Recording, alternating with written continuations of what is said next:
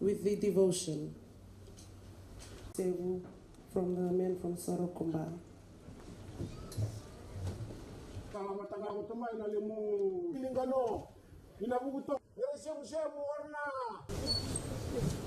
Your Excellency, the Japanese Ambassador, Mr.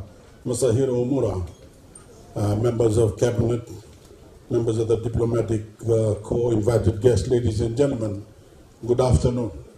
Let me first apologize for coming in a bit late. As you know, I've been holding consultations with landowners and cane farmers in the last couple of days, which also includes those that have issues with regards to anything and everything with regard to the running of government.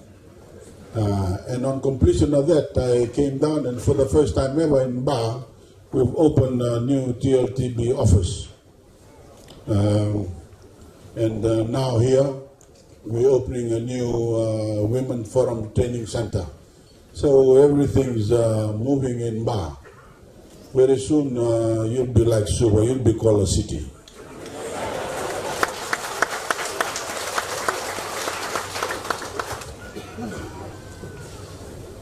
I'm delighted to be here today to celebrate a major development for the women in our Western Division and all of Fiji, as we officially open the Ba Women's Forum Development Training Center. The journey of the Ba Women's Forum over the past 6 years has been remarkable to witness. In such a short time, your forum has profoundly changed the lives of thousands of Fijian women. You've passed on invaluable trade skills. You've provided safe spaces for women entrepreneurs to start and grow their businesses. And you've supported my government every step of the way in realizing our vision of a more inclusive and equitable Fiji. You've given women confidence in their abilities. You've helped mainstream more women into our national development, and you've helped make Fiji a better and safer place to call home. Just this past year, you helped my government lead the charge in promoting the use of Fijian-made reusable bags in our shopping markets, so we can prevent careless plastic pollution choking our natural environment. And it has not just been reusable bags.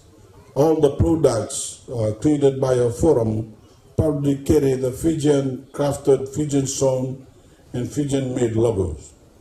And some of those products were on display all the way in Bonn, Germany, during our presidency of the United Nations Climate Change Negotiations, or COP23 last year.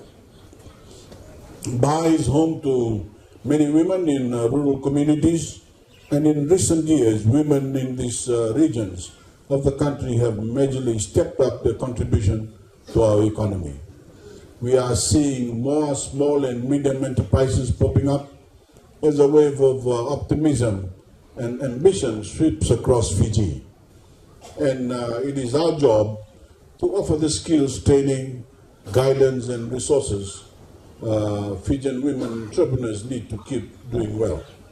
We need to fan the flame, as they say, of their industrious spirit and further their sense of independence and accomplishment and their belief in themselves. If a woman anywhere in Fiji has an idea for a business or a hope for a brighter future, she shouldn't have to wait on anyone to follow that dream. She should know that where she lives, there are resources she can tap to help make her idea a reality. And this new training facility will become a home for these women. It will become a hub of education and professional development for those budding entrepreneurs, a center that will help fill the new generation of talented, creative, and ambitious Fijian women.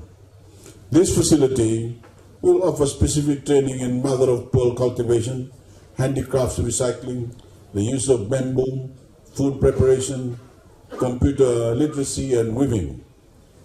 These services will allow more women in this area to become economically self-sufficient and improve their quality of life. It will also bring them new levels of stability, dignity, and economic empowerment. I would like to extend a very gracious Voreqe to the ambassador from Japan, the Japanese government and the Japanese people for funding the construction of the Mbao Women's Training Center. Your Excellency, your contribution to the economic opportunity of Fijian women is deeply appreciated, as is your strong friendship with Fiji and the Fijian people. This facility is a major part of my government's agenda to forge a more level playing field in Fijian society.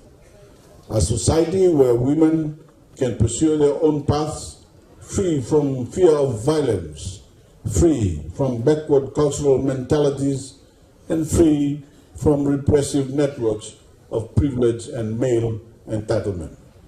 A society where young girls and young boys are all have every confidence that their hard work and achievement can carry them to success, with no limits placed on them because of their gender, their socio-economic status, their religion, their ethnicity, their physical ability, or on where they come from in Fiji. That is the promise of the Fijian Constitution. That, ladies and gentlemen, and women of Ba, is the commitment of my government. We have set aside unprecedented funding to programs that specifically promote women's empowerment, because we know that we cannot fulfill our potential as a nation without the full participation of women in our development and our national life. Things have changed dramatically in Fiji. We need every woman's talent and drive, and we need their dreams for what they and this nation can achieve. And that commitment to the women of Fiji is ingrained in every decision I make as Prime Minister and every step forward we take as a nation. This financial year, as you've heard, we again increased the budget for the Ministry of Women, Children and Poverty Alleviation, with increases to programs that focus solely on supporting the women of Fiji, such as the Women's Plan of Action and the setup of a 24-hour helpline for women and children in partnership with Fiji Women's Crisis Center. Again, this year, we supported the National Women's Expo to arm Fijian women with the skill and experiences they need to pursue and grow their businesses. And we've allocated $1.65 million to provide food vouchers for expecting mothers in rural areas of the country. This program started a few years ago and is doing very well. We introduced free education, of course, for the first time in our history. And we did. We knew that young girls in Fiji would see the greatest benefit, because in the past, far too often, it was young girls who were left at home when parents had to foot the bill for their children's education. And when those young girls do now attend school, they enjoy free textbooks and subsidized transportation. We've also massively expanded access to scholarships and affordable tertiary loan scheme, TELS. And those loans and scholarships are available on the basis of merit and merit alone, so that any Fijian student can go on to higher education if they put in their work and perform in the classroom. And it is their discipline, their ability and their achievement that determines their success, nothing else. As we've grown Fijian economy for 8 straight years, we've also poured resources into the Fijian communities by expanding networks of roads and water and electricity infrastructure throughout the country, so that every Fijian, including Fijian women, can go about their lives without having to worry about providing themselves and their families with essential services. And in our larger economy, we've introduced financial and commercial incentives for investment that are making Fiji a very attractive place to do business, bringing more development and more jobs for Fijian men and women. In fact, unemployment in Fiji stands at a 30-year low. All of that work your ladies and gentlemen, our agenda for Fijian progress is about building a Fiji that stands on a foundation of merit and achievement. That work has had a deeply profound impact on women in our society that is being felt everywhere in the country. And through our recently launched 5-year and 20-year national development plans, we are going to continue to make gender equality, equity, and social justice key pillars of our development. We are going to continue to fight back against the forces of repression by empowering Fijian women here in Bang, all across the West, and in every corner of Fiji. We are going to continue to challenge the deeply entrenched and backwards attitudes that are holding women back in Fijian society. And we are going to continue to put our money where it matters, in initiatives that uplift women and grant them unprecedented access to new opportunities. It will take more than our own commitment to make that happen. We need every member of Fijian society to make the protection and empowerment of Fijian women a priority. We need violence against women condemned at every turn. We need organizations in the private sector and civil society to put more women at the decision-making table. And we need women's voices in every aspect of our development. We need their perspectives represented, and we need their leadership on the issues affecting Fijian people, and of course, all of humanity. The Bar Women's Forum has been an excellent partner to my government in that aim. And the very same vision and spirit that has led your organization to this milestone achievement of opening this training center will continue to carry your forum and the women of Fiji to even greater success in the years ahead. My government will continue to stand as your steadfast and committed partner in that journey. And this beats the salu salu anytime. And of course it matches my shirt. Thank you, ladies and gentlemen. God bless you all.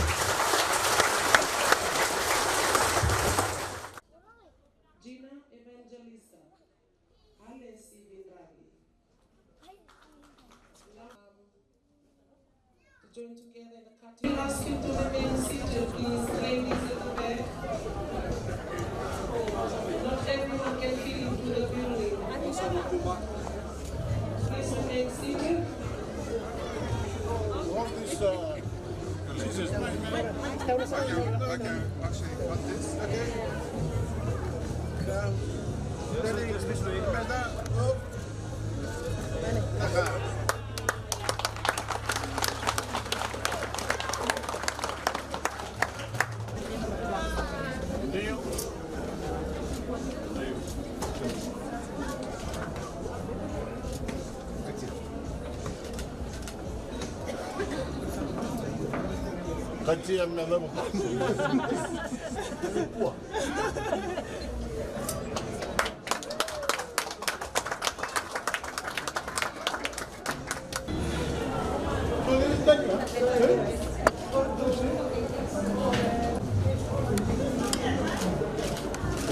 Bye.